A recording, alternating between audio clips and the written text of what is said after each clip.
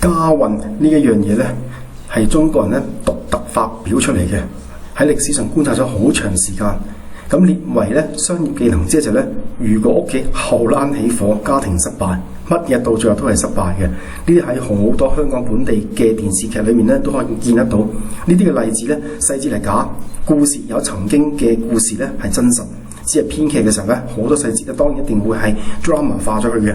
而帶出嘅就係有家運呢一樣嘢。即使今我哋嘅 AI 咧，亦都會見得到嘅。咩叫做家運？同埋咧家運咧係同祖先咧息息相關嘅。點解有啲人可以五代齊昌啊？甚至乎咧好似一啲大家族，譬如著名嘅中銀建築師貝聿銘，其實已經旺咗咧幾十代人嘅啦，已經係代代人才輩出嘅。咁呢同我哋祖先咧世世代代咧係一個知識分子啦。呢個書香世代啦，世代冇停止喺教育上咧去投資下一代。咁金融呢啲查良鏞家族咧，亦都係一樣，一個好龐大嘅家族，佢哋喺好長時間都有家運。咁就係咧祖先嗰陣時好重要，同埋咧好多後天嘅因素。咁今日咧呢個好複雜嘅系統咧，其實咧喺西方嘅社會裏邊咧，慢慢解構咗出嚟，點樣去到發展家運，同埋有咩影響我哋嘅家運啊？呢啲佢係一個好重要嘅商業技能。呢個技能咧，只係咧佢唔係針對市場，針對我自己嘅屋企。屋企如果唔成功嘅話咧，咁外面嘅世界乜嘢都會失敗。其中一個咧，個個都會知嘅就係咧，外面有女人。咁當然啦，一個巴掌打唔響嘅，就小三啊、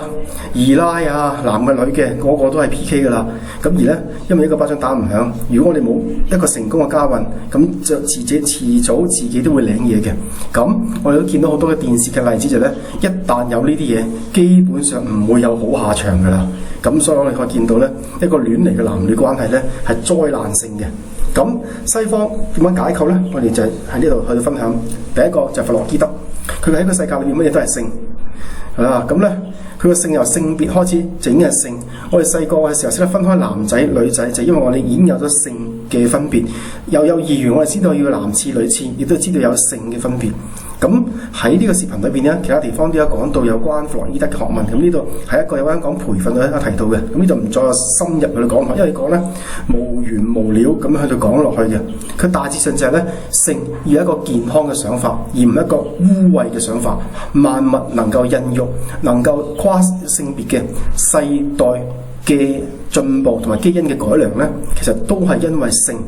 咁所以性係可以衍生出萬物出嚟，同埋成為一個好重要嘅動力來源。譬如雄性嘅動物為咗求偶咧，會各展所長，去到表現自己有幾強壯。咁嗰個動力來源係嚟自交配啦。咁即係嚟自性呢個動能嘅。藝術家佢可以發表出不朽嘅著作，亦都係因為性作為一個動力，令佢源源不絕嘅靈感。咁呢啲咧，全部都係性呢個力量咧走向咗變成動力啦，同埋走向咗變成創作。咁 libido 亦都係佢發明出嚟嘅名詞。咁就係性力源流，就係一切都係由性，我哋作為一個好強嘅動力，係啦。咁或者咧，男女雙方咧吸引對方嘅時候咧，渾身解數。咁呢啲咧都係嚟自性好強嘅一個動力。另一個就係咧，弗洛伊德嘅徒弟卡翁，咁晚年咧決裂咗嘅，因為卡翁就發喺呢個易經裏邊咧發現咗中國嘅智慧，尤其喺《論語》呢啲發現咗中國嘅智慧，發現好深厚。佢發現一樣嘢，人唔係自己一個人影響自己，係多過自己精神層次嘅嘢咧，影響得好犀利嘅。原來係咁，同埋咧，佢提出咧，過去我哋心理分析嘅時候咧，有啲困難，咁我哋克服咗佢。咁弗洛伊德發現咗一樣嘢，傾談可以解決問題。咁喺卡翁其實佢都認同嘅。咁而佢講就唔係心理分析，叫分析心理學。咁就係咧，將我哋陰影咧唔停咁整合。譬如舉個例子，我覺得咧，我係農村出世，咁周圍都係有啲土啊，我連呢個水泥啊，呢啲高速公路冇見過嘅，咁唔緊要。咁日後咧就變成咧建立一個生態行業。咁同埋咧建築業嘅時候咧，我就唔一定係話水泥鋼筋咧先至現代化 ，eco 亦都係現代化，呢個就不停嘅整合。我裏面有好強嘅犯罪嘅意向，甚至成日諗埋晒啲衰嘢嘅。咁日後咧我就去到 policing， 就算我唔做警察，我都可以 bottom up 點樣去到預防犯罪啊、犯法嗰啲衰嘢點樣做法啊呢啲咧，作為一個警務政策嘅參考，甚至做社區嘅 community policing， 又或者咧我裝好每一個嘅 CCTV， 確保咧啲犯罪黑點咧盡量去被消滅。咁呢啲咧都係內在陰影嘅整合。人嘅一生有大量嘅陰影，唔止自己嘅前世今生家族嘅嘢都喺自己嘅身上，就要不停咁樣進行自己嘅整合。人會走彎路，就係因為裡面仲未完成整合，整合完咗之後咧，先可以上自己生命嘅嗰條高速公路。咁呢一度裏邊咧就需要啲深入嘅符號去解構，究竟我嘅惡運喺邊一度？究竟點解成日呢一種，譬如話舉例子，我成日點一種叫做覺得大陸仔我好娘餅，我唔中意打扮，我點解會有咁呢？明明我知道工商社會呢啲好重要，就係因為裡面嘅陰影仲未整合。咁呢個咧就係卡翁所提出嘅，咁人人都可以咧喺生活上用得着嘅。另一個好偉大嘅人又係叫 John Bradshaw， 咁提出咧就倫理樹，佢就係點解代啲人酗酒嘅咧？酗酒嘅人佢知道自己係酗酒緊嘅，咁因為咧如果唔去酗酒嘅話咧，面對嘅痛苦就更加大。咁於是乎咧，佢發現咗一樣嘢喺佢臨床嘅時候，原來嗰個人收咗好多唔係佢生命劇本嘅嘢，呢啲喺個歷史個人歷史揾唔到嘅嘢嚟嘅，甚至佢好熱愛運動嘅，佢嘅熱愛運動竟然後嚟變成咗支撐佢咧繼續酗酒更加長時間嘅動力嚟嘅。咁佢發覺好奇怪，點解明知沉淪，亦都唔同自己無關動去做嘅咧？於是乎，或者揾到一樣嘢咧，祖先。最初嘅時候咧，佢諗緊或者會唔會受環境影響啊？親戚咧有，原來咧喺佢親戚旁系嗰邊咧都係有嘅。譬如佢舉一個例子，喺佢進行倫理樹嘅規劃嘅時候，佢發現咧有一個病人，咁佢喺太公嗰一代打後，每一房人都會酗酒嘅，咁佢就覺得好奇怪，甚至每一房都有個叫做 schizophrenia 出嚟，精神分裂出嚟。咁揾翻上去嘅時候咧，就知原來太公就出咗問題。咁世世代代咧一路咁樣去到落嚟，延續落嚟。咁或者啲病痛，點解會有一啲人眼睛咁大問題，視力咁大問題咧？咁原來咧喺祖先嘅一代咧，咁冇太仔細講邊一代啦，發現咗咧係有族內偷情。咁變見到佢冇辦法接受，結果咧後面嘅子孫咧眼睛成日出問題。咁直到咧將佢釋放出嚟咧，呢個倫理樹慢慢恢復翻正常。咁呢啲咧就 John Bradshaw 佢喺臨床嘅時候咧發現咗，然之後咧就喺度提出嚟嘅。咁仲有一個咧就海靈格，即係我今日喺內地咧好出名嘅排序，喺世界各地咧都有佢哋嘅分校，佢哋教咗好多徒弟點樣解構呢啲嘅排序符號。最初嘅時候咧，佢係個醫生嚟嘅，就而且係無國界醫生添啊。去到非洲幫好多人咧去到醫病，而喺醫病嘅時候，佢發覺好多人嘅動作好奇怪，佢保留住好多原始嘅狀態，即使佢好好教育，住喺城市，依然保留住好多原始祭祀嘅嘢。於是佢提出一樣嘢叫 M 場，喺 M 場呢個理論發現咗一樣嘢，祖先冇消失過，佢嘅氣場咧一路圍繞住呢一個人，喺特定嘅環境底下，譬如安全嘅環境啦，翻去佢哋部落嘅社會咧，全部都會重新爆出嚟嘅。咁呢一個情況底下咧，佢發現第二樣嘢就係咧係有秩序嘅，唔係一個人嘅，係一個 group 咧，大家會行去唔同嘅位置，用唔同嘅身體符號咧表達呢啲信息出嚟。於是乎喺解構符號嘅時候咧，將成 group 人嘅符號攞嚟解構，就發展咗排序呢一樣嘢。舉一個例子，佢又係有一個病號，咁咧屋企發生過族外仇殺，喺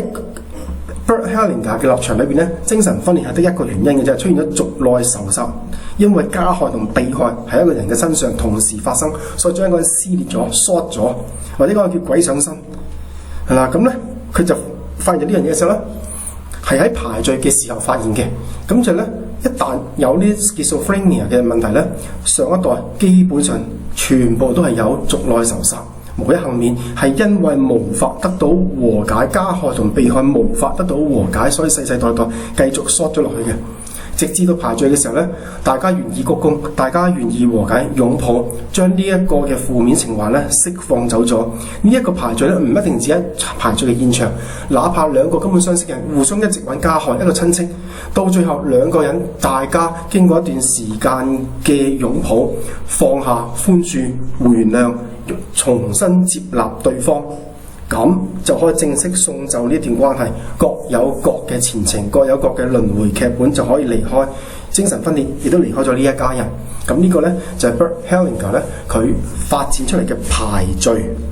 排序嘅核心要義就係要講和解，因為世世代代積累下來嘅負面心因衝突冇辦法得到和解，所以後面嘅人呢先至會咁多其他嘅問題出現，或者家運經常惡運連連，或者甚至乎係大型嘅病痛，呢啲喺排序嘅時候呢都能夠全部呢排得到出嚟嘅。咁然之後呢，另一個呢一個祖先綜合症嘅提出，冇睇佢樣咧怪怪地，咁其實咧佢簡直就好似一個活菩薩一樣嘅。咁佢提出嘅祖先綜合症咧，最初係啟發自一個喺歐洲議會上面嘅政治家，佢係離奇地去幫助弱勢啊，尤其老人嗰啲，佢簡直好似冇咗自己咁樣，佢一生就去到奉獻。咁而咧，佢發現呢個動力咧，遠遠唔係因為自己嘅大悲心啊呢啲嘢。係有好多其他嘅嘢咧，影響緊呢一個人，因為佢太專注咧幫助呢一班嘅人，咁所以咧後嚟咧佢成為咗研究對象，係喺雙方同意底下，去到揾佢嘅歷史劇本。咁佢將個問題咧唔係指向咗心理分析，係指向咗佢嗰個家族祖先嘅歷史裏面，因為佢懷疑咧有一種叫祖先綜合症，係世世代代咧去到做出嚟嘅。咁後嚟發現咧，原來祖先裏邊咧係有人因為殖民嘅年代咧屠殺過呢啲嘅原住民嘅，係啦，咁啊，當然咧，原住民喺呢啲殖民地嘅槍炮底下咧，簡直係一面倒嘅弱勢，甚至乎係老友都唔放過咁樣喺度屠殺嘅，即係接近 genocide 嘅方法。咁後世當然啦，進入文明社會，佢覺得好唔合適、好唔啱嘅一樣嘢啦。咁於是乎咧，呢一個我哋比喻啦，亦都係當事人自己提出嘅，叫收支嘅唔平衡、欠落嘅，後嚟全部用一個政治家嘅方式去還，而唔需要咧去到陪佢哋沉淪啊呢啲嘅。於是乎，佢就好似一個嘅拯救者一樣。當然呢個拯救者咧個比喻啦，通過政治嘅方式咧去幫助佢謀福利啦、過好嘅日子啦、尋求醫學啊、教育啊呢啲機會，全部去為咗弱勢，尤其是係年老嘅人。咁會唔會呢班人就係佢哋輪迴翻去嗰啲人，俾佢揾翻佢去到報銷翻欠來嘅帳咧？有可能呢個都係中國人嘅祖先綜合症裏面咧有提出一部分嚟嘅。佛家所講輪迴嘅時候因果會翻去當事人，可能呢個當事人就係當其時有份去屠殺嘅一個軍人都唔奇嘅，有分甚至分到柯打用大炮啊呢啲方式都唔奇嘅。咁呢班人咧翻去揾翻佢，大家輪迴嘅時候咧磋商咗，你肯還，咁我就去收。咁佢於是佢有種無窮嘅動力去做呢啲嘢。咁另一個咧，佢提出嘅就係咧曾經咧喺蘇聯嘅時期咧屠殺過烏克蘭人，屠殺差唔多2000萬。後嚟咧另一場戰爭，烏克蘭咧就令到其他嘅軍人咧一齊咧又屠殺翻咧俄羅斯人咧就2000幾萬。咁就因為一條咧唔 balance 嘅數，結果咧雙方一定要咧調整到去平衡為止。咁呢啲咧係因為祖先積落嚟，咁叫祖先綜合症。所以我哋加沙啲欠人咧係冇得唔還嘅。咁記唔記得曾經喺富士康咧出現過第一跳、第二跳、第三跳，跳咗30幾跳嘅？咁就因為咧個表面原因咧就係一跳完之後過百萬，一生都揾唔到嘅工人係保險公司又賠，個公司又賠，所以個個跟爭住去跳。咁後嚟一話唔賠之後咧，即刻就唔會有人跳。咁呢啲咧係因為佢哋咁大家族，極有可能咧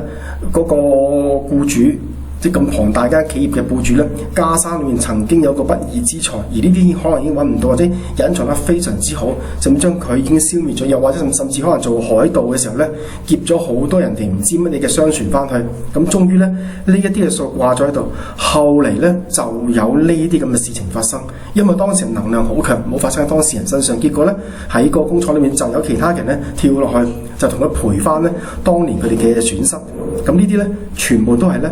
叫祖先綜合症，就係咧我哋嘅祖先欠落嘅，咁後世子孫咧就一定要平衡翻個收支表，呢個係其中嘅一部分。呢本書裏邊咧係非常之多其他嘅案例解釋翻咧點解我哋咁多好奇怪嘅，甚至跟翻個祖先劇本走嘅。咁另一個例子咧就係咧近乎好似東亞嘅例子嚟嘅，個祖先咧去咗印尼或者東南亞國家啦，係賣鴉片嘅。